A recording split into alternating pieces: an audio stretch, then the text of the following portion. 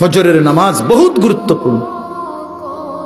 আমাদের নবী সাল্লাল্লাহু আলাইহি সাল্লাম রবিউল আউয়াল মাসের সোমবারে সর্বশেষ উম্মতকে, নবীর সাহাবীদেরকে মসজিদে ফজরের নামাজের সময় দেখে পুরা মসজিদ ভরা দেখে খুশি হয়েছিলেন এবং নবীজি চোখের পানি ফেলে কাঁদছিলেন।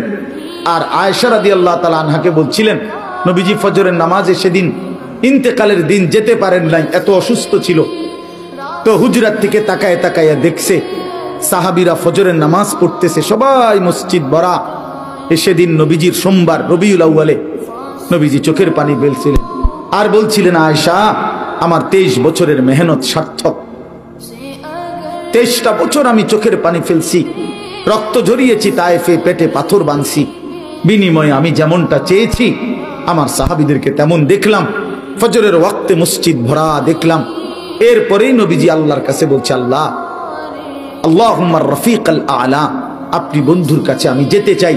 এই সেদিন জোহরের আগেই সোমবার দিন আল্লাহ রাসূল সাল্লাল্লাহু আলাইহি ওয়াসাল্লাম ইন্তেকাল করছে।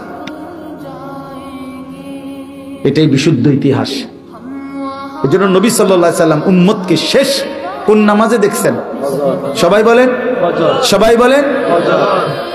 সেই উম্মত যখন আমলনামা নিয়ে নবীর সামনে যাবে আর আল্লাহ রসুলের হাতে নিজের আমলনামা তুলে দিবে, ইয়া রাসূলুল্লাহ, এই যে আমার আমলনামা, আপনি আমার জন্য একটু সুপারিশ করেন।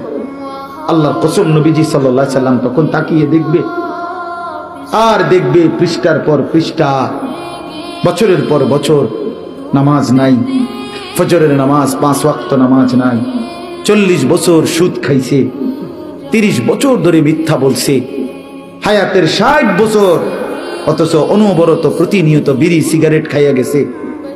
60 বছর বয়স চা দোকানে আড্ডা দিছে, নাটক সিনেমা নর্তকীর ছবি দেখছে, কথায় কথায় মিথ্যা বলছে, গালিগালাজ করছে। আল্লাহর কসম বন্ধু, কিতাবের মধ্যে আছে নবীজি চোখের পানি ফেলে দিবেন, বলবেন, উম্মত এ কি আমল নামা নিয়ে আসলা? এটাই শ্রেষ্ঠ নবীর, শ্রেষ্ঠ উম্মতের আমল নামা? তুমি জানো উম্মত, আমি 23টা বছর উম্মত তোমাদের জন্য আমি দিবা নিশি কাঁদছি উম্মত।